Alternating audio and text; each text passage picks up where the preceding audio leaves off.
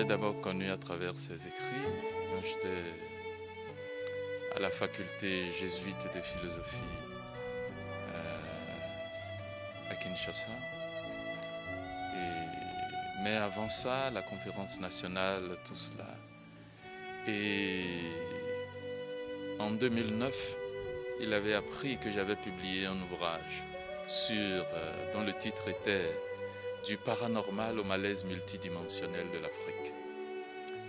Et il recevait ses étudiants qui étaient en thèse et en DEA ici, chez lui. Et il m'avait demandé de venir leur parler de cet ouvrage. Et quand j'étais arrivé, j'ai présenté l'ouvrage et je l'ai critiqué un peu après la présentation.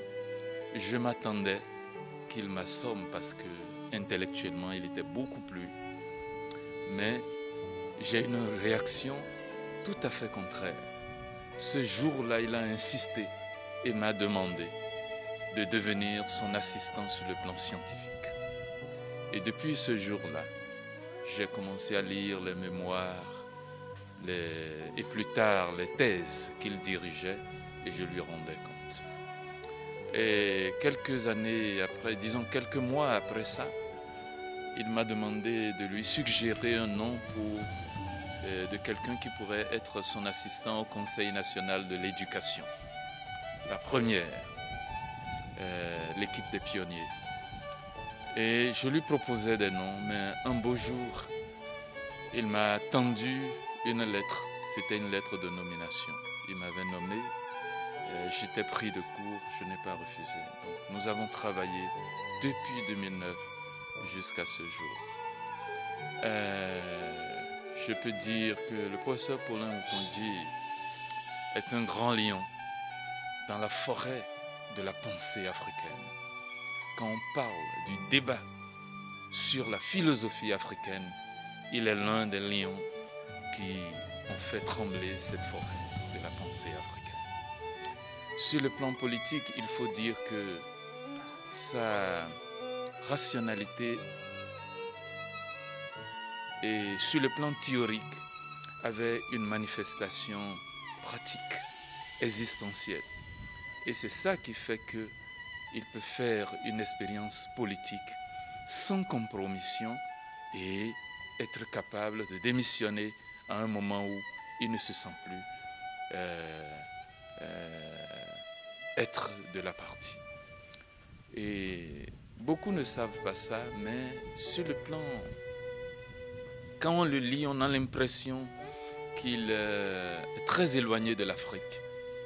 Mais je vous dirais que c'est quelqu'un, son souci premier, c'est d'abord l'Afrique et l'homme africain dans sa dignité.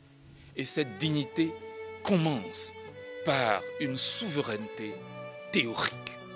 Et de cette souveraineté théorique peut naturellement naître un vécu existentiel sensé. Je pense que le Bénin aurait pu tirer mieux de ces génies-là. Vous savez, l'Afrique est spécialisée dans l'extinction moutonnière de ses meilleurs fils et de ses meilleures filles. Il faut que la génération actuelle rompe avec cette tradition obscurantiste et qui fait que nous avons été les premiers à fouler cette terre et nous restons encore en arrière par rapport à ceux qui sont venus après nous. C'est vraiment regrettable.